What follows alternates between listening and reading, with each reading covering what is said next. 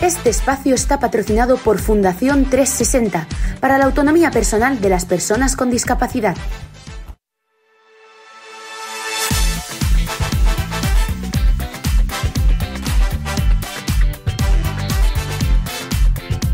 En Radio Intereconomía, Sin palos en las ruedas, dirigido por Javier Font.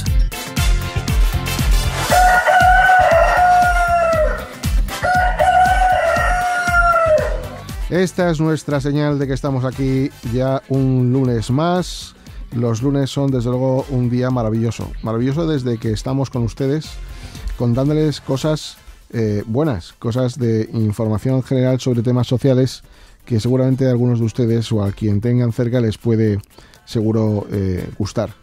Bueno, cuando uno llega a esto de tener una discapacidad, cuando le conceden el título de honoris causa de la discapacidad a través del centro base correspondiente donde te reconocen el grado de discapacidad y entras ya a formar parte del club de los elegidos, no sabe uno la cantidad de dificultades por las que vas a pasar para vivir dignamente hasta que pasas.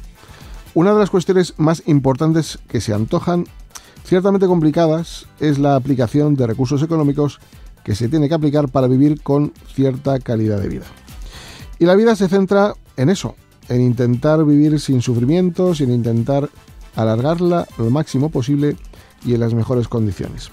Para ello, en muchas ocasiones, las personas con discapacidad se ven obligadas a comprar material autoprotésico, o lo que es lo mismo, ayudas técnicas que en principio también generan lo que llamamos autonomía personal. Y claro, esto pues cuesta dinero, aunque les puedo asegurar que cuesta más dinero que las personas con discapacidad no sean autónomas, que no trabajen, que no estudien, que no se formen para ser uno más y propiciar un retorno a la sociedad, que no facilitar o propiciar su propia autonomía personal. Ante esto, estamos, como siempre, con la matraca de las distintas legislaciones y las distintas maneras de entender la discapacidad, según la región donde uno viva. Están las comunidades autónomas que llamamos de Fórmula 1, es decir, quienes abonan el 100% del material autoprotésico que necesitas. Dicho sea de paso, no es un antojo, y están las que se limitan a cumplir con el mínimo que establece la normativa ministerial, algo sorprendente con respecto a otros países de la Unión Europea que valoran más poder ayudar a pagar la totalidad del coste de la compra que intentar precarizar este tipo de ayudas y pagarlas finalmente con un aumento de las estancias hospitalarias o de consumo farmacológico, pues para combatir la falta de sensibilidad que tienen algunas administraciones, por cierto. Ayudas técnicas prescritas por un facultativo, no por antojo del usuario o usuaria. En algunas ocasiones hay profesionales de la administración, por llamarlos de alguna manera, que entienden que las ayudas ortoprotésicas son un capricho cuando, por ejemplo, en lugar de utilizar una silla de ruedas básica, pues viene usted por donde quieren tener una con amortiguación. Claro, si uno se tiene que dedicar a tener tiempo para explicar a los que supuestamente saben que una silla de ruedas eléctrica lleva amortiguación, porque es bueno para la salud y además significa un ahorro importante en las arcas sanitarias a corto plazo, pues la verdad es que estamos perdiendo el norte, el tiempo o las dos cosas a la vez. Si ya de por sí hay que soportar el alto coste que supone adquirir una ayuda de estas características, si a esto se junta con la incomprensión de la administración que lo valora, ni tan siquiera el sistema de vida que se lleva una persona con discapacidad, que trabaja, que hace deporte, que en definitiva, pues que tiene una vida activa y quiere hacer simplemente lo que a uno le venga en gana, se podrá pensar que se está gestionando bien porque estamos en el abaratamiento a corto plazo del gasto, pero lo que están haciendo es cavar más el gasto en los ingresos hospitalarios y centrados en el recorte cortoplacista sin ningún tipo de estrategia contable. Por otro lado, es cierto que tenemos que ver que las cosas valen... ¿Por qué las cosas valen tanto dinero? Pero tanto, que jamás uno pudiera pensar que una silla de ruedas eléctrica, por ejemplo, puede costar más de 3.500 euros. Un cojín antiescaras, más de 1.000 euros. También es verdad que si lo comparamos con una hospitalización diaria serían unos 600 euros, con lo cual es interesante invertir 1.000 más que 600 diarios en un periodo de tiempo prolongado. O una prótesis mioeléctrica, más de 30.000 euros. Un tratamiento farmacológico, cientos de miles de euros. ¿Estamos ante un negocio económico aprovechado por la necesidad de las personas? ¿O qué explicación tiene todo esto? Una vez más estamos, como decía, en la España de las 17 comunidades autónomas o reinos de taifas, con 17 regulaciones en todo y para todo, que no llevan a ninguna lógica, sino acciones políticas que en cada momento podríamos decir que pueden interesar más unas que otras, y a la precariedad de los ciudadanos. En cualquier caso, las personas con discapacidad reclaman profesionales al volante y criterio objetivo, pues ¿qué más se puede pedir si lo más objetivo que podemos tener es una prescripción facultativa que los técnicos de la administración ponen en duda cuando miran el coste y el precio de las cosas a la hora de conceder las ayudas para cuestiones tan vitales? Está claro que el árbol no nos deja ver el bosque y que seguimos mirando nuestro propio ombligo. No aprendemos, sino que vamos para atrás a velocidad de vértigo constante, pues según surge el relevo en la administración, los que llegan superan a los que se van. En fin, después de estas palabras damos paso a la publicidad y comenzamos.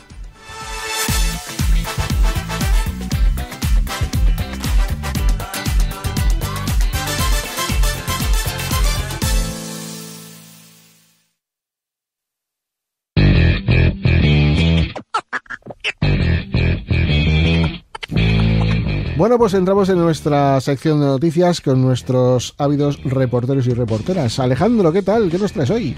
Hola Javier, ¿qué tal? Comenzamos con una revelación sorprendente sobre los ojos azules. ¿Sabías que en realidad no existen los ojos azules? Pues no, y la verdad que me enfada saber esto y luego te diré por qué. Bueno, así es, compañero. Aunque percibimos los ojos de un color azul, no tiene un pigmento azul como tal. Es toda una cuestión de una ilusión óptica y de fenómenos de dispersión de la luz. ¿A qué es fascinante? Pues mira, yo sinceramente te diré que estoy molesto con esta noticia porque tuve una novia que tenía ojos azules y ahora me estoy diciendo que eso no existió, con lo cual la voy a hacer una reclamación, así de claro. Miguel, soy Miguel Bosé y los ojos azules no existen. He dicho que el bicho, que el nicho, sí, no existen. No estoy de acuerdo. Adelante. De hecho, leí referente a esta noticia que se comentaba que en libros como la Ilíada y la Odisea no hay una sola mención al color azul. Bueno, de hecho es cierto, porque en el momento histórico que se escribieron, los únicos que tenían esta referencia del color azul eran los egipcios, quienes tenían ese color de tinte. Pues yo cuando veo a Aquiles en Troya le veo unos pedazos de ojos azules. Y ahora, cambiando de tema, ¿qué haríais vosotros si tu gato decidiera tomar el tren por su cuenta? Bueno, pues esto es el momento de decir eso de miau. Bueno, la verdad es que yo no me imagino a mi gato haciendo eso, pero parece que Lenny, un gato inglés, decidió aventurarse en un tren y se volvió viral en Facebook. Fue toda una odisea para recuperarlo, ¿verdad? Bueno, de hecho, ¿no hubo un caso en Rusia de perros que cogían el metro hacia el centro para buscar comida? Ostras, es verdad, desde luego es tan cierto yo de que son tan el mejor amigo del hombre que hasta asusta el parecido. Bueno, yo el otro día oí una noticia muy curiosa, como un niño se escapó de la guardería a gatas, o sea que para eso, desde luego, la realidad supera la ficción, ¿no? Está imitando a sus héroes. ¿A gatos o a gatas? Qué fino está. Yo, si mi gato decide tomar el tren por su cuenta, lo que hago es cambiarle el pienso, lo primero, y lo segundo, comprarle el Metrobús. No vaya a ser que se esté colando. Sí. Y para cerrar estas noticias, Javier, llenas de innovación, ¿qué hay de un pantalón revolucionario diseñado para personas con movilidad reducida? Bueno, pues la verdad que es una idea fantástica porque no os podéis ni imaginar, desde luego, cómo una persona en silla de ruedas puede ir vestido como persona y no como un embotado, porque la verdad es complicada la ropa habitual que hay, ¿eh? Pues efectivamente, es una genialidad. La marca Meuteuco Design Lab, junto a la Asociación Valenciana de Espina Bífida, han creado un pantalón que se viste desde arriba, ofreciendo más autonomía a las personas con movilidad reducida. La verdad que es fantástico ver cómo la moda puede ser inclusiva y práctica a la vez. Bueno, pues dicho esto, ¿qué vais a hacer esta semana? Trabajar, entiendo, ¿no? Mucho. Como siempre, Javier. Bueno, eso es, Alejandro. Bueno, disfrutar de la Navidad, que ya ha llegado a Madrid, ¿no, Javier? Sí, claro que sí. Maeva, ¿vas a ver las luces? Hombre, por supuestísimo. Bueno, pues nada, dicho esto, vamos a dar paso a la publicidad y después a nuestras entrevistas.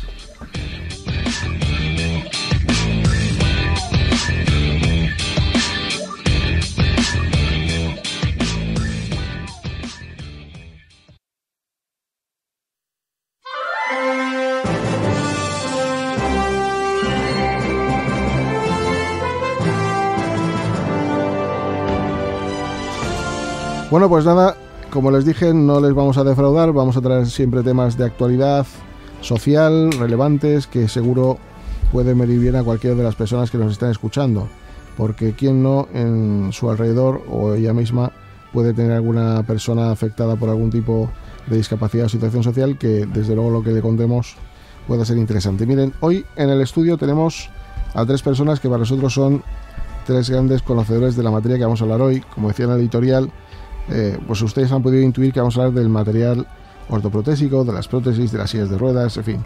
Pues bien, hemos traído a 3 personas de interés.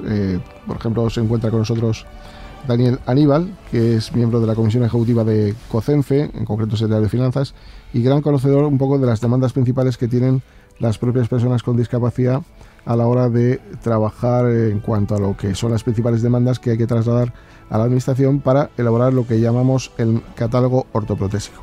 Que, bueno, cada comunidad autónoma, no todas, pero muchas tienen el suyo especial, pero hay uno básico que es el del Ministerio y en el que ellos han trabajado. Buenos días, Daniel. Muy buenas, Javier, ¿qué tal? Pues gracias por estar aquí. Mira, después tenemos a Pablo Martín Pérez, que es el presidente de FEDOP, que es la Federación de Órtesis y Prótesis de España, con el que queremos hablar para ver un poco cómo se encuentra el panorama desde el punto de vista de las ortopedias. ¿Qué tal, Pablo? Muy bien, buenos días y muchas gracias por invitarnos. Un placer. Y luego tenemos al Colegio Oficial de Farmacéuticos de Madrid, a Manuel Martínez, bueno, pues que hemos querido invitar también por aquello de ver un poco la perspectiva de la farmacia en un ámbito en el que, bueno, pues tenemos que hablar un poco de circunstancias que rodean también a la venta de determinados productos ortopédicos. Manuel, ¿qué tal? Buenos días, encantado de estar ahí. Gracias por venir. Bueno, la primera pregunta es para los usuarios, Daniel. ¿Cómo se ha trabajado para que, desde luego, el catálogo ortoprotésico recoja las principales demandas y cuál ha sido la receptividad por parte del Ministerio? Bueno, lo primero, como creo que todos bien sabéis, la consecución del nuevo catálogo, que ya no es tan nuevo, que lleva unos años, ha sido un proceso de muchísimos años de trabajo. Hasta donde yo sé, más de 12 años de interlocución con el Ministerio, con diversos directores generales, con diversas subdirecciones generales. Ha sido un trabajo muy costoso y ha sido un trabajo no concluso, porque lo que tenemos recogido en el catálogo del Ministerio, que luego se transpone, no es todo lo que los usuarios reivindicamos. Sigue habiendo muchas reivindicaciones. Y además, como bien sabes, Javier, participo en la Comisión Asesora de la Prestación del Ministerio. En cada reunión tenemos discusiones para incluir nuevos tipos, nuevas prestaciones, y vemos cómo sigue habiendo esa diferencia entre lo que reivindicamos los usuarios y lo que realmente se recoge. Por lo tanto, es un trabajo pues que creo que hay que reconocer, que lo que tenemos es mejor que lo que teníamos, pero que sigue habiendo un gran gap en conseguir lo que reivindicamos. Y ocurre otra cosa, creo que es muy relevante. Vemos cómo esta prestación es, como llamé yo, de segunda en comparación con otras prestaciones que son de primera. Vemos cómo el mundo del medicamento va por un sitio y vemos cómo el mundo del producto sanitario y la prestación ortoprotésica va por otro sitio, con una menor dedicación, un menor cuidado y también, por qué no decirlo, un menor inversión presupuestaria. Por lo tanto, sigue habiendo mucho por hacer. Pablo, quería hacerte una pregunta desde el punto de vista de los usuarios que de alguna manera trasladan a veces la falta de profesionales a la hora de adaptar una ayuda ortopédica, por ejemplo, una silla de ruedas o cualquiera otra que necesite de esa adaptación. ¿Qué ocurre con la profesión? ¿Está en peligro de extinción? ¿Se están formando futuros profesionales? A ver, desde la Federación se están impulsando la formación de nuevos profesionales a través de las diversas escuelas, tanto público como privadas. Hoy en día, a nivel de formativo, lo que hay es una FP grado superior, ¿vale? Nosotros aspiraríamos o querríamos que estuviéramos en un grado como el resto de Europa, pero es una FP en grado superior.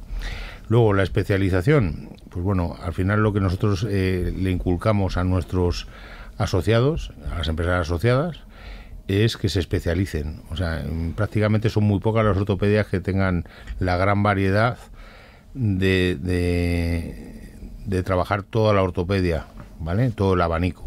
Como tú bien dices, hay el tema de la movilidad, que nosotros llamamos, o sedestación, pues es una parte de la ortopedia, ¿vale? En la cual, pues, hay ortopedias que la saben trabajar correctamente, gracias a que tienen grandes profesionales, en lo cual también ayudan no solamente las escuelas, sino las mismas fabricantes. Los fabricantes cada vez están volcándose más en dar cursos de especialización, ¿vale?, para poder dar un servicio a los usuarios. Yo soy reivindicador, por supuesto, de la máxima formación.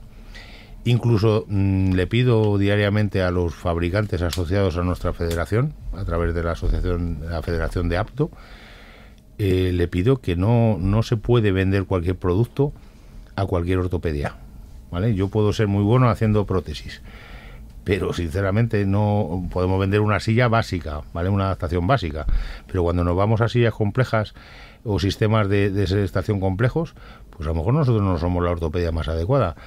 ¿Qué es lo que hago yo la mía propia? Pues derivarlo hacia un compañero que tenga una especialización ahí. ¿Por qué? Porque al final el paciente va a estar mucho mejor cuidado, van a solucionarle los problemas que tenga y al final va a quedar contento. Yo creo que solamente, aun siendo nosotros una federación, que es una federación empresarial, pero tenemos que ver también nuestro punto de profesionales, ¿vale? Y de que al final estamos tratando con personas. Es evidente, tenemos que tener beneficios, pero sobre todo lo que tenemos que tener es a nuestros clientes contentos y en manos de realmente los profesionales que le pueden atender en su patología. ¿Por qué valen tanto las ayudas técnicas, Pablo? Bueno, yo creo, a ver, sillas podemos distinguir entre lo que es ortopedia técnica y lo que son las ayudas técnicas, ¿no? Tú le llamas ayudas técnicas un poco en general. Sí. Yo creo que, no sé, sinceramente, cuando haces un análisis del precio de las sillas de ruedas o de las ortesis o de las prótesis, cuando haces un análisis de los países de nuestro entorno, pues hablar de un entorno europeo, ¿no? O incluso si te tomas como referencia, no sé, Estados Unidos, ya no te puedes ir a otro tipo de países, pero ese tipo de países, yo creo que no somos ni más caros ni más baratos que esos países, incluso tendemos a ser más baratos. El precio, para mí, creo que no es un problema, o no debería ser un problema. Yo me he cansado de decir a mucha gente, representantes de la discapacidad, tanto en el ámbito de silla de ruedas como en el ámbito de las prótesis, que no, la demanda no tiene que ser que la silla sea más barata o más cara o la prótesis sea más barata o más cara, es que se te financia. Porque al final ninguno queremos ir con una silla barata debajo del culo, digamos, o andar con una prótesis de baja calidad. Si nosotros nos ponemos a explorar, yo que, hombre, tengo la gran suerte y la dedicación, porque me gusta de viajar y de ir a congresos internacionales. Hay congresos internacionales en los cuales ves determinados fabricantes de determinados países orientales, por ponerte un ejemplo, en la cual ves productos mucho más baratos, pero ¿qué garantía ofrecen ese tipo de productos? Pues al final tú puedes ir a comprar a Asia, pero el asiático bueno también lo cobra.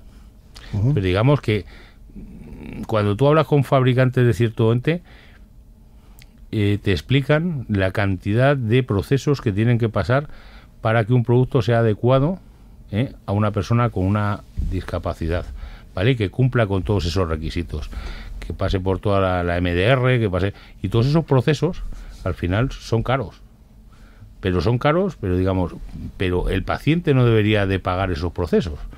O sea, lo que lo debería cubrir la sanidad pública, ¿vale? Que es mi reivindicación. O sea, yo creo que se debe acceder a productos de una calidad, y para llegar a esa calidad pues no nos tenemos que fijar tanto en el precio, sino en la financiación, en ese precio máximo de financiación que nos marcó el Ministerio y que está a día de hoy totalmente obsoleto. Porque cuando hablamos de las sillas de ruedas, por un ejemplo, eso se publicó el 1 de enero del 2020, pero bueno, los precios ya venían del 2000, finales del 17, primero del 18. Tras una pandemia, una guerra en Ucrania y diversas historias que han salido por medio, pues tú me dirás, si solamente cuentas el IPC desde 2018 para acá, pues seguimos con los precios máximos de financiación en el mismo punto. En cualquier caso, yo creo que lo de la guerra de Ucrania y muchas cosas que han pasado no ha sido motivo porque sigamos como estamos, porque anteriormente estábamos igual, ¿no? Además, yo creo que el tema de precios, Daniel, es una cuestión constante, ¿no?, en el sector de la discapacidad, ¿no? Sí, lo ha comentado creo que bastante bien Pablo, ¿no? Esto es un balance muy complejo entre lo que se financia y lo que está disponible en el mercado. Y nosotros lo que siempre hemos reivindicado es que a cada persona con discapacidad se le dé el producto que ella necesite. Y si una persona necesita un producto fuera de lo que se encuentra actualmente en los parámetros, tendremos que luchar para que ella acceda. Y también reivindicamos que si una persona con discapacidad quiere usar un producto pues más barato o es lo mejor para ella, que se le dé. Es decir, que cada persona tenga acceso a lo mejor que sea para esa persona.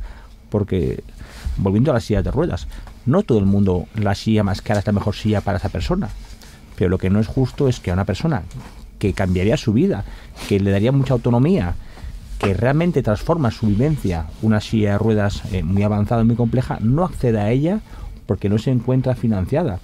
Y más a más, este problema de los sesgos, ¿no? La persona que tiene capacidad económica podrá acceder a esa silla que realmente es la que requiere ella, y la persona que no pueda hacer frente a ese copago, a esa mejora, se quedará con la que no le corresponde. Eso es casi nuestro máximo, ¿no? A cada persona lo mejor para esa persona, no lo más caro, sino lo mejor para esa persona, y que no sean elementos objetivos, pero que a veces dejan mucho fuera, como el importe máximo de financiación, lo que te impide, o que no sean elementos como el cojín anti-X solamente para este tipo de etiologías. Es que igual otra persona sin esa etiología es lo que requiere, ¿no? Y por supuesto no podemos olvidar la realidad de los costes, que son costes muy elevados y que son costes que impiden que una persona con discapacidad, una persona que tiene habitualmente una situación de pobreza, pueda acceder a esa mejora, ¿no? Por lo tanto, nosotros reivindicamos, si bien lo sabes, Javier, un cambio muy del modelo, y quizás que quede ya olvidado esto del importe máximo de financiación. En el mundo de los medicamentos no existe esto en algunos tipos de medicamentos, la OPR y demás, pero son los medicamentos que están muy clásicos. Pero los medicamentos nuevos no se financian con importes máximos de financiación. Por eso yo siempre digo que el mundo de la ortopedia se parece más al mundo de los genéricos que al mundo de los innovadores. Y nosotros tenemos que traer la innovación también en el mundo de la prestación ortoprotésica y no quedarnos en lo clásico, que es lo que estamos consiguiendo. Sí, la verdad, y yo voy a añadir algo de mi propia cosecha. No es muy normal pensar que pagar un cojín de 400 o incluso de 1.000 euros va en detrimento del ahorro, cuando por otro lado se va a gastar en hospitalizaciones por escaras, donde digamos el coste de una cama en un hospital ronda entre los 600 y 900 euros al día, ¿no? Con lo cual es algo que desde luego cabría para la reflexión. Pablo, habéis presentado el pasado jueves un estudio que, bajo la denominación la práctica ortoprotésica, una aliada del Sistema Nacional de Salud, habéis sacado una serie de conclusiones que, si eres tan amable, me gustaría, así a modo de telegráfico, cuáles podríamos destacar como las más relevantes. Sí, al final lo que hicimos con la presentación del pasado jueves pues es fruto de un trabajo que llevamos elaborando durante año y medio, que viene de mucho más atrás, cuando nosotros nos presentamos en las instituciones y con algunos con los jefes de prestaciones de las comunidades autónomas, con el propio ministerio, y se nos tachaba un poco, pues eso, por lo que habías dicho tú un poco antes, que si la ortopedia es cara, que si la ortopedia tal, ¿vale? Entonces dijimos, bueno, esto hay que ponerlo en valor. Nosotros tenemos que poner en valor lo que hacemos y demostrar que la ortopedia no gasta, sino ahorra. Y la realidad es que al final, cuando nos hemos puesto a analizar estos datos de una forma rigurosa, los números que salen en ahorro son, vamos a ver, es que simplemente una cosa que va a debate, como plantilla sí o plantilla no. Las plantillas para pies diabéticos, el tratarlas y que lo financiara, porque mucha gente no puede llegar a la financiación porque no tiene los medios para pagarlas. No todas las comunidades pagan las plantillas, como es el caso de Andalucía. Las demás no las pagan. Bueno, pues nos sale un ahorro, para que os hagáis una idea, entre las posibles amputaciones, cirugías y demás, de unos 400 millones de euros. Y eso no lo decimos nosotros, lo dice el estudio que se ha hecho rigurosamente. Entonces, solamente te pongo el ejemplo de la plantilla, pero bueno, con sillas con bipedestación, con rodillas electrónicas, con prótesis craneales. O sea, al final, la ortopedia no hay que mirarla como un gasto, hay que mirarla como un ahorro, ¿vale? Y desde nuestra perspectiva, Y además, es lo que hablaba un poco, que se me ha quedado en el tintero. No solamente los productos llevan implícito el coste del producto, sino la atención del profesional.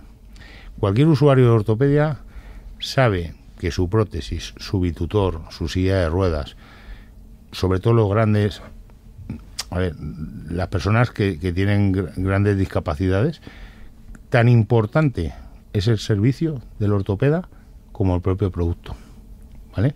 Porque la ortopedia no se termina cuando se le entrega a un señor un bitutor y se le dice adiós hasta dentro de 10 años. No.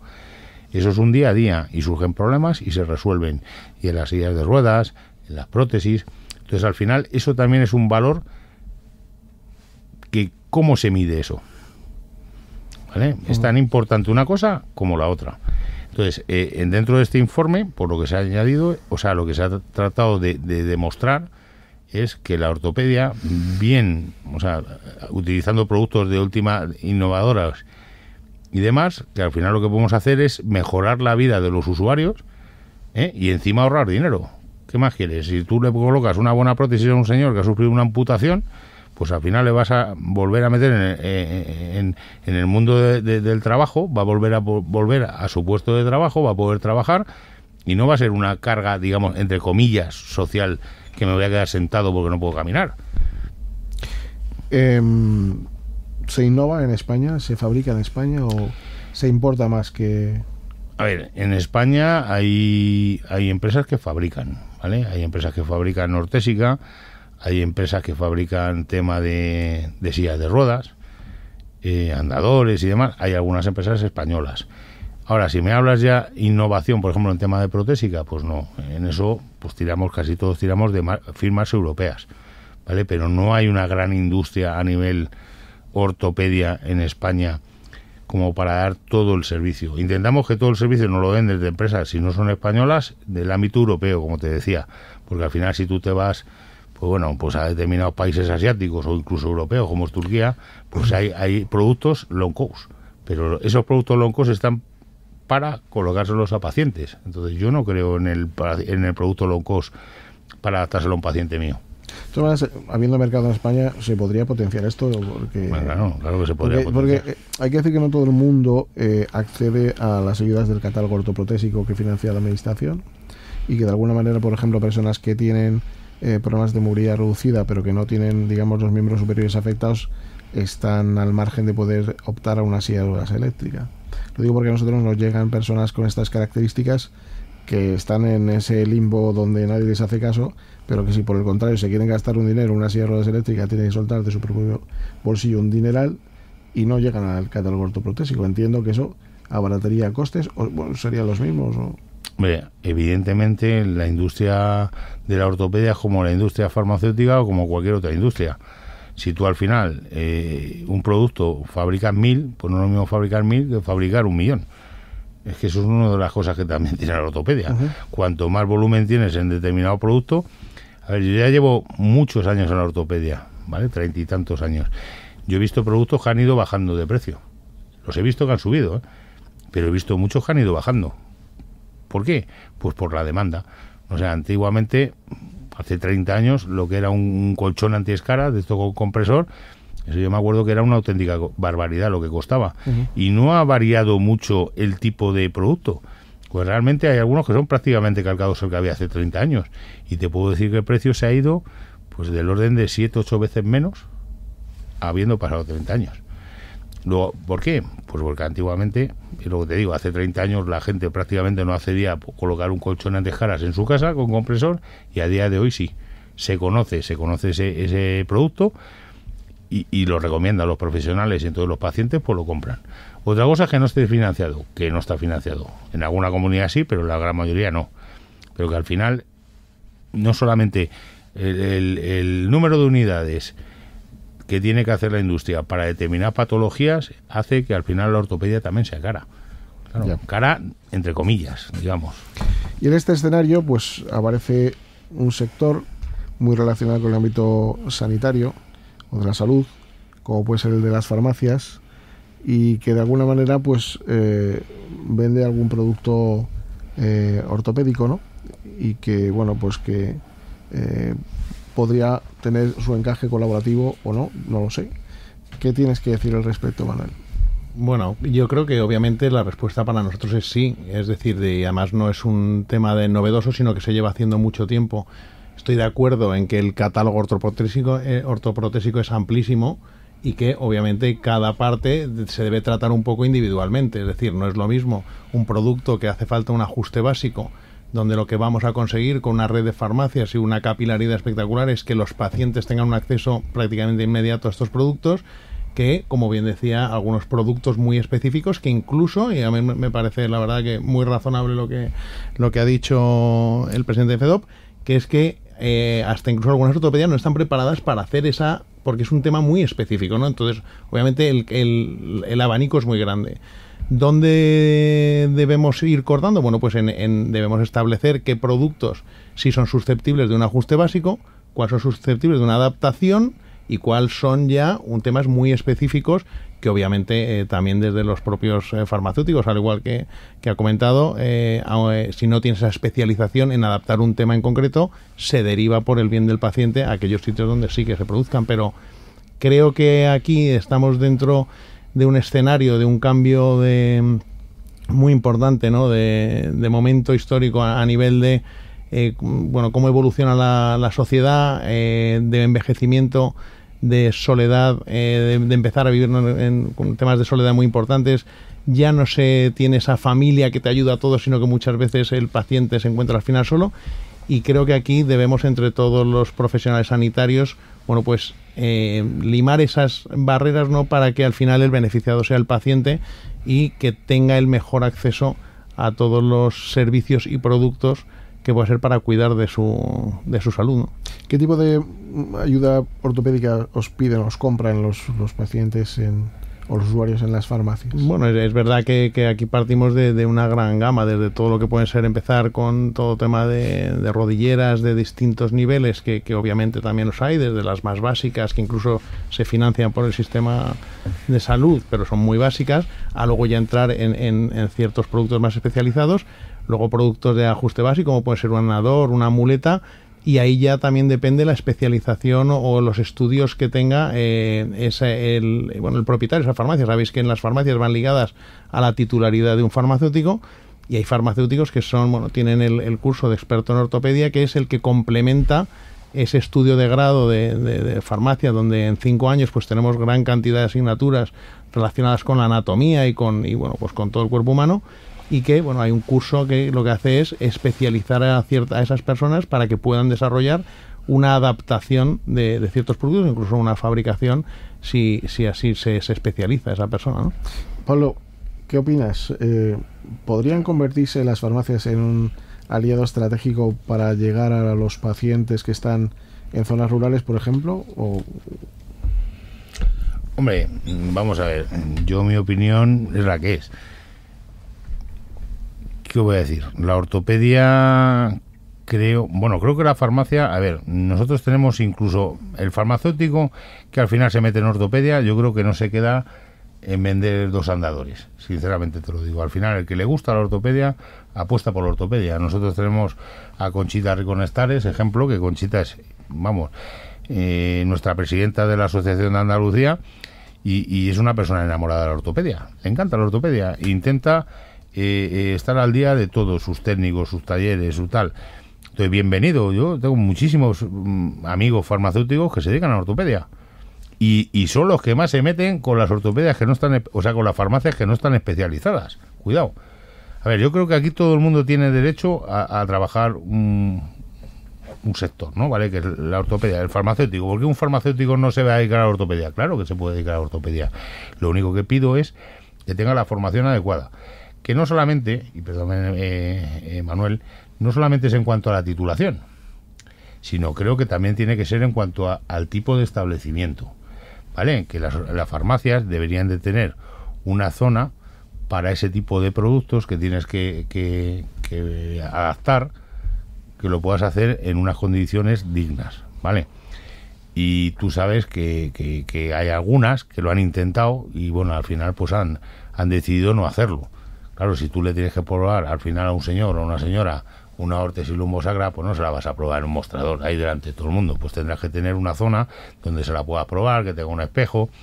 O O sea, ya no es la especialización desde el punto de vista técnico, sino también que tengas una zona en la farmacia adecuada para poder dispensar o adaptar ese tipo de productos. Pero vamos, yo, desde luego, o sea, ningún problema con nadie de la farmacia que se quiera dedicar a lo nuestro, ¿vale? Pero simplemente lo que pido es la especialización. En cuanto a lo que me dices del ámbito rural, pues hombre, a ver, es verdad que hay muchas más farmacias que ortopedias. Creo que ortopedias habrá unas 2.500 en España. Farmacias, corrígeme, pero están cerca de las 30.000. ¿no? Un poquito menos, 23.000, pero bueno. Sí, bueno, 23.000, vale. Unas pocas. Pero también es verdad que en mi sector vamos a donde se nos llama. O sea, eso es así. O sea, la ortopedia, cualquier persona encamada, sea en un hospital, sea en su domicilio, para hacerle un corsé, para llevarle una silla eléctrica o una silla manual, o hacerle un brace de húmero, eso nosotros lo llevamos haciendo toda la vida. Un señor, pues oiga, a mí mañana me llaman, yo qué sé, por ponerte un ejemplo, y voy a decir uno que va a dar rintintín del Valle de los Caídos para ir a hacerle un corsé a un monje. Yo he ido allí a hacerle a un padre pues un corsé, y él no salía de allí y se ha ido al Valle de los Caídos o a donde haya que ir. Te digo eso como un ejemplo, ¿no? Pues allá en la sierra, y le vas y le tomas media y se lo haces, ¿vale? O si tienes que ir, pues un señor de, no sé, pues de Ciudad Real, pues una ortopedia de Ciudad Real, pues que tiene que ir al Magro. Entonces, al final, bueno, que el apoyo para ese tipo de productos está bien, hombre, que la farmacia pueda acceder, que puedan acceder, pues eso, al producto de ir a por un andador, ir a por tal, pero que esas personas, si al final la necesitan, nosotros también vamos. Pero bueno, que bienvenidos sean. Lo que sí que le pediría yo, por ejemplo, a los colegios de farmacias, que no todos lo hacen, es cuando nosotros hacemos una negociación o intentamos defender nuestro sector, ¿vale?, que es importante,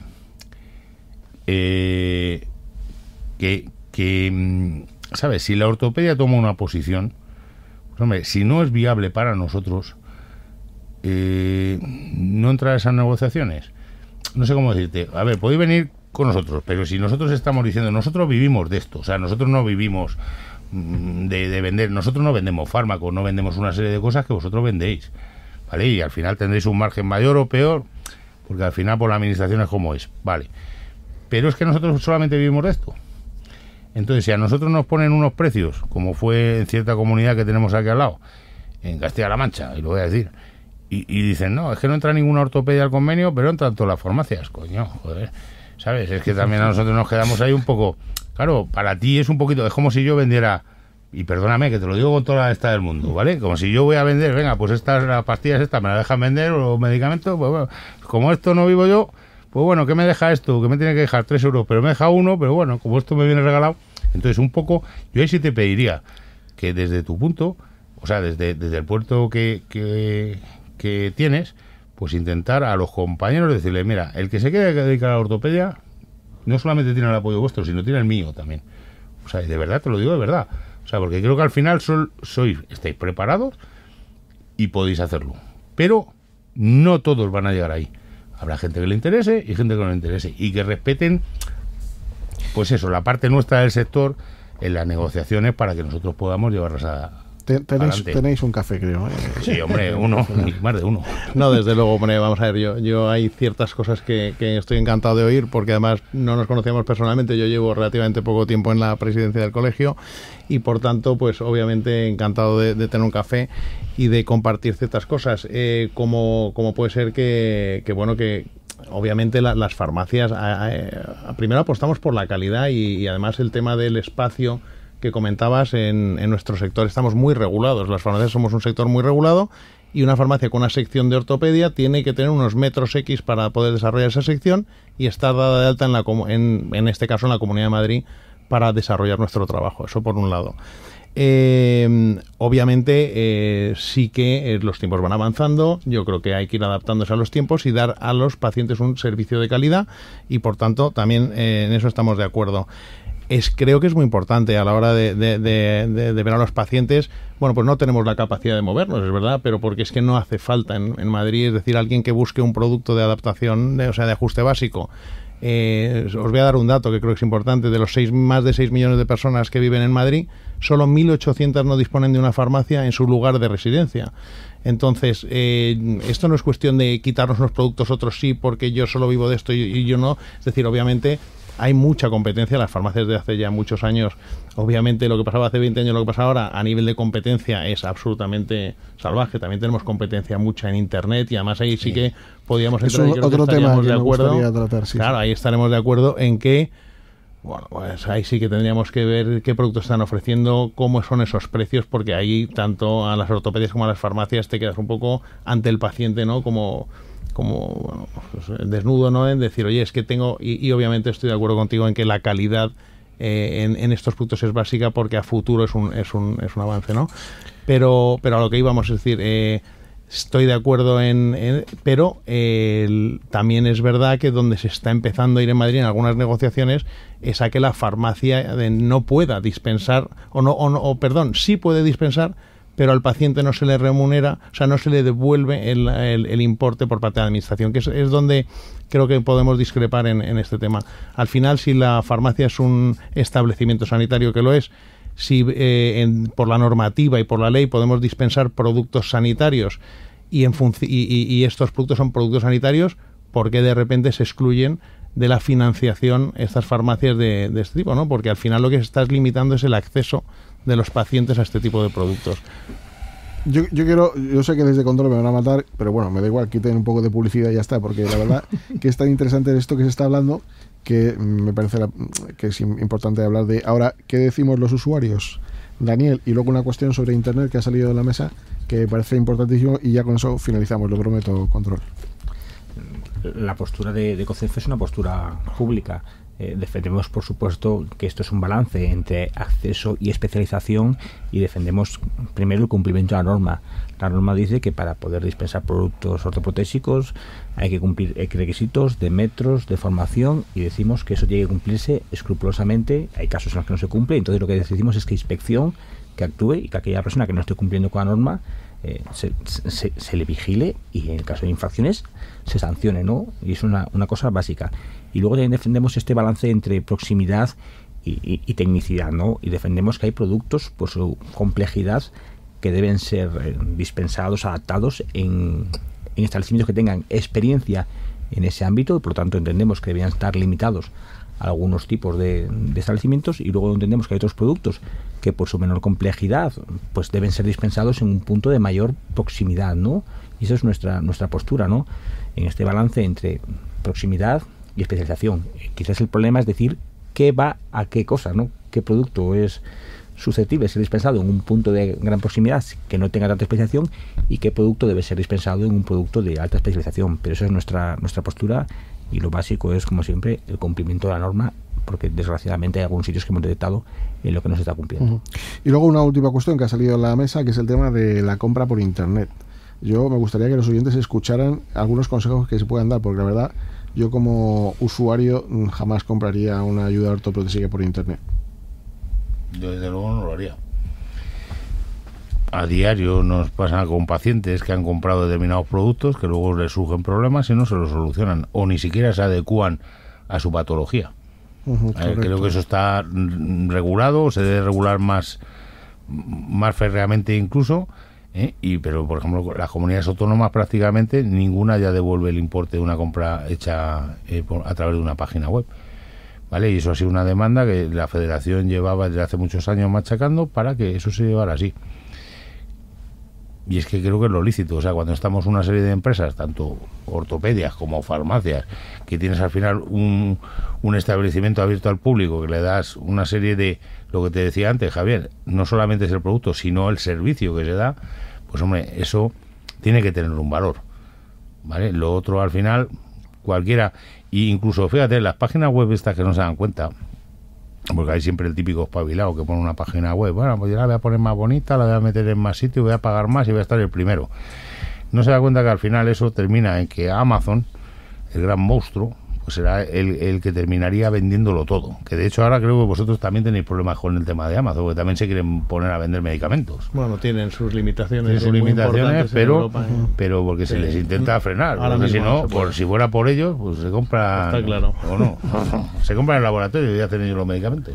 Bueno, pues dicho queda. Gracias, Manuel. No sé si quieres decir. Sí, no, vamos a ver en este. Breve, por favor. Brevísimo, en este punto, totalmente de acuerdo en el respecto a los pacientes en el tema del acceso. También es verdad que hay farmacias muy especializadas y que, como bien sabe, ha puesto de ejemplo el presidente FEDOP, son grandes especializadas porque así lo pueden hacer. Y por último, en el tema del acceso a Internet, hay una parte no financiada que creo que debe ser la responsabilidad del ciudadano en ir a sitios donde se le atiende como un paciente y se especializa, y luego obviamente el otro no estamos de acuerdo en que se remunere algo, ya que incluso en las farmacias se está luchando, ¿no?, por esa adaptación, remunerado o no, como para tener un producto comprado por internet y que encima haya una remuneración. Pablo, algún día hablaremos también, que se me ha quedado pendiente, sobre el monopolio que se está creando por la compra de determinadas ortopedias, que creo que se va a ir en detrimento de los clientes usuarios, ¿no? Bueno, Manuel, Pablo, Daniel, dicho queda, cada uno que saque sus propias conclusiones. Eso sí, les recomiendo que compren en centros especializados y con grandes profesionales, que los hay y muchos, así que cada uno, como digo, que saque sus propias conclusiones. Lo dicho, publicidad y consultorio.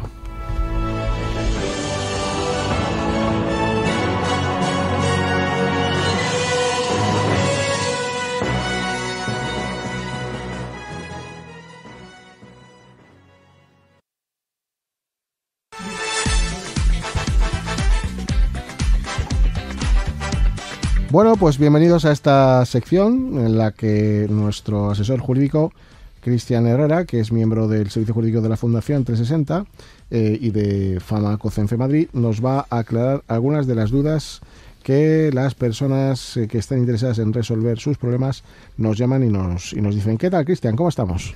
Buenos días, Javier. ¿Qué tal? ¿Cómo vamos? Bien, de lunes, pero bien. Felices y contentos. Bueno, a inicio de semana, ahí estamos. Hola, soy Alba, de Asturias. Me acaban de reconocer una incapacidad permanente total y me han dicho que no puedo trabajar más, pero yo quiero seguir trabajando. ¿Perdería mi pensión si empiezo a trabajar? Buenos días, Alba. Gracias por tu pregunta. La verdad que esta es bastante recurrente, ya que por norma general la Seguridad Social no facilita toda la información sobre las incapacidades permanentes. Y es que tenemos que saber que cuando nos reconocen una incapacidad permanente total, en lo que no podemos trabajar es sobre todo en nuestra profesión habitual, la que venimos desarrollando hasta el día que hemos causado baja temporal o que se te ha reconocido la incapacidad permanente. Por lo tanto, siempre que no te suponga un perjuicio para tu discapacidad o enfermedad, si puedes trabajar en otra profesión u oficio que no sea para la que venías desempeñando o que ponga en riesgo tu situación. Sí podrás además complementar tu sueldo con la prestación por incapacidad, y que ésta no se verá nunca reducida independientemente de lo que cobres. Para que quede claro, yo creo que hay que comunicar al Instituto Nacional de la Seguridad Social esta circunstancia, ¿no? Entiendo. Sí, sobre todo cuando ya vamos a empezar a trabajar, ¿vale? Es muy importante que tenemos que comunicar el inicio de la actividad laboral, ¿vale? Entonces, el INS, una vez que tú has empezado a trabajar, va a valorar si puedes o no trabajar en ese aspecto, y hay que tener mucho cuidado con eso, porque aquí te podrían quitar la pensión. Entonces, es importante que, 1, comuniquemos, y 2, que no caigamos en algo para lo que nos han declarado incapaz. Muy bien, vamos con la siguiente pregunta. Buenos días, soy David de Valladolid. Me gustaría ir este fin de semana con mi hijo, que va en silla de ruedas, a ver las luces de Navidad en el centro de Madrid. Y he visto que al tener la tarjeta PMR podemos acceder al centro sin problemas. ¿Eso es verdad? Buenos días, David. Efectivamente, al tener la tarjeta PMR para los titulares o para personas que transporten a personas en silla de ruedas, movilidad reducida, o que tengan que llevarles a cualquier lugar donde necesiten, pueden acceder a Madrid 360, a Madrid Central, el antiguo como se conocía, y además aparcar sin limitación horaria. Pero tenemos que registrarnos en el sistema de gestión de accesos al Distrito Centro. Para eso podéis acudir presencialmente a las oficinas de atención a la ciudadanía de Línea Madrid, ¿vale? Sin cita previa, además, no hace falta que pidáis cita previa. Y por otro lado, si la tarjeta te la han concedido aquí en el Ayuntamiento de Madrid, podréis hacerlo telefónicamente o en el 010 o en el 91 48 00 010. Y recuerda que debes llevar siempre la copia original de la tarjeta para poder registrarte. Entonces podréis registrar ahí una matrícula del vehículo, aunque si vais en otro vehículo podréis comunicarlo para que se modifique, pero de primeras tendréis que comunicar una primera matrícula donde registrar la tarjeta. Bueno, esto decir que evidentemente es en la ciudad de Madrid, pero cada uno en su territorio tendrá que llamar al correspondiente número de información para que le indiquen cómo maniobrar. En este caso en Madrid entiendo que no hay que pagar en los estacionamientos ni pagar ticket ni nada. Esto es algo que cada comunidad lo regula y ayuntamiento a su manera. Eso, ¿no? Es. Aquí en concreto en Madrid está regulado por lo que es las zonas ambientales, pero lógicamente las tarjetas de PMR en todos los municipios, en todas las ciudades, en toda España van ligadas de esta forma. Suelen ser los ayuntamientos quienes las gestionan y además en concreto aquí en la ciudad de Madrid, en la zona de estacionamiento regulado, no supone ningún coste que puedas aparcar si tienes esta tarjeta. Por lo tanto, podrás entrar perfectamente a Madrid para ver las luces con tu hijo sin ningún problema. Pero, como digo, llamen ustedes al teléfono de información de su municipio, sobre todo de su comunidad, que le aclararán más fácilmente cómo se encuentra regulado esto en esos territorios. Eso es. Y vamos a por la tercera y última pregunta. Buenos días, soy Corina. He solicitado el grado de discapacidad y me han concedido un 63% de discapacidad y sin movilidad reducida, cuando tengo necesidad de ayuda de tercera persona. No sé qué puedo hacer ahora. Veo que puedo reclamar, pero no tengo abogado. ¿Qué puedo hacer? Hola Corina, pues no te preocupes, es una situación bastante recurrente. El no estar de acuerdo con el grado de discapacidad, en tu caso te lo han reconocido, pero es normal que en función de las circunstancias que tú tengas, pues no estés de acuerdo con el grado que te han concedido. Una vez que te resuelven el grado tienes diferentes vías, ¿vale? Tenemos que agotar la vía previa administrativa y para eso deberemos de interponer una reclamación previa, ¿vale? Esta reclamación no necesitas ni de abogado ni procurador, la puedes realizar tú sin problemas, ¿vale? En el caso en el que te negaran esta reclamación previa, ahí ya sí que necesitarías un profesional para hacer una reclamación judicial. En tu caso, además, al tener reconocido ya un grado de discapacidad, puedes solicitar un abogado de oficio para que el procedimiento judicial no te suponga ningún coste. Además, puedes, si no, llamarnos para que te analicemos un poco tu caso en concreto y asesorarte un poco de cómo redactar esta reclamación previa para que no necesitas profesional, o en el caso en el que ya estés en el procedimiento judicial, cómo solicitar tu abogado de oficio por tener reconocida la discapacidad. Oye, esto del abogado de oficio es bastante interesante, sobre todo para quienes no tienen muchos recursos. Esto es fácil de solicitar, de obtener, de que te lo concedan. ¿En todos los territorios es igual? Eso es.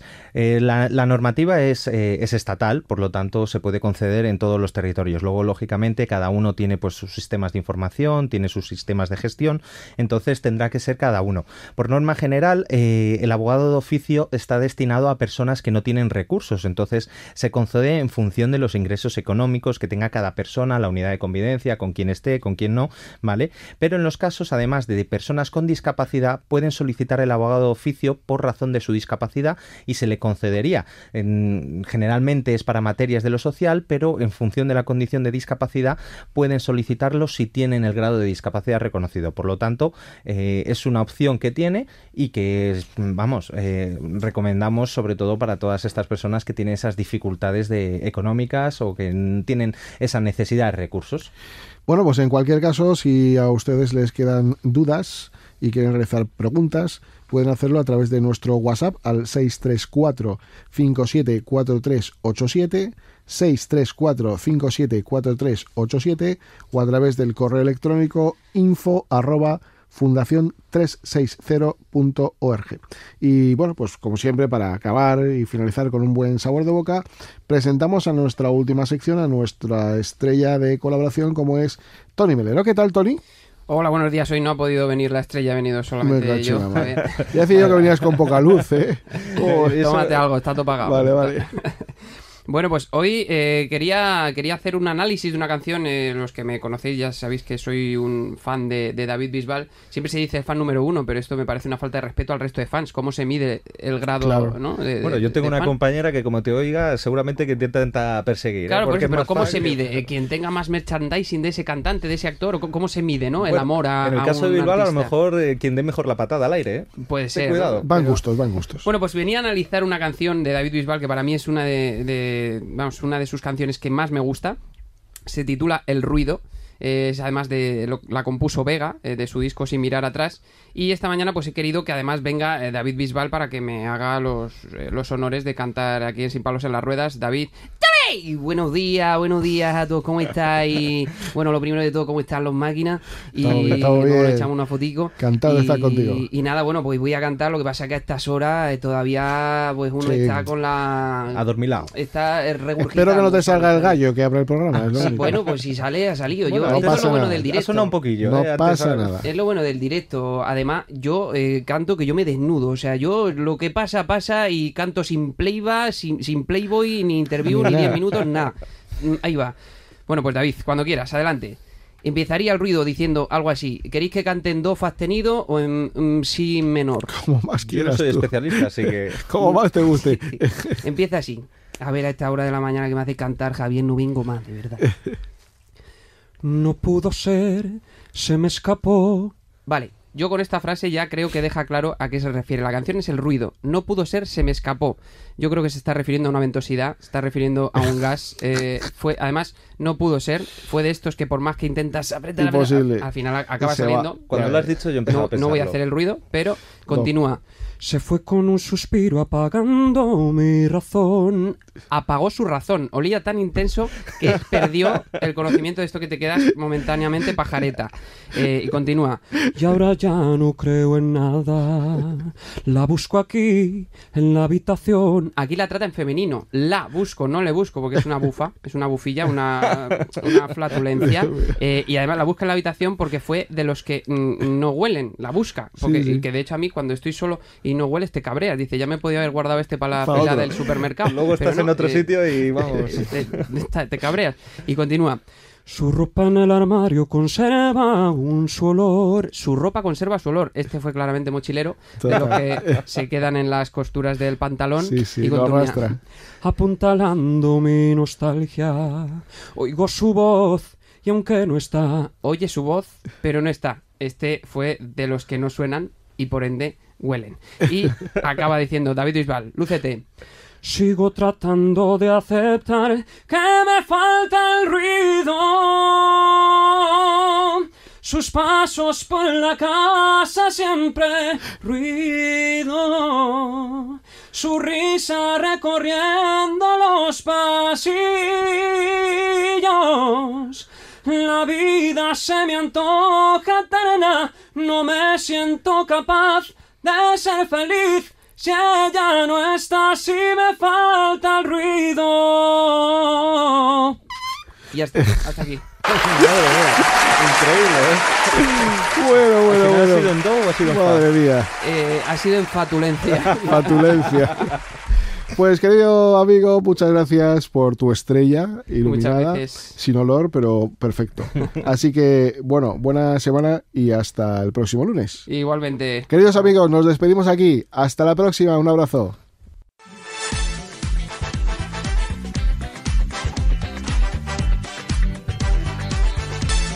Este espacio se lo ha ofrecido Fundación 360 para la autonomía personal de las personas con discapacidad.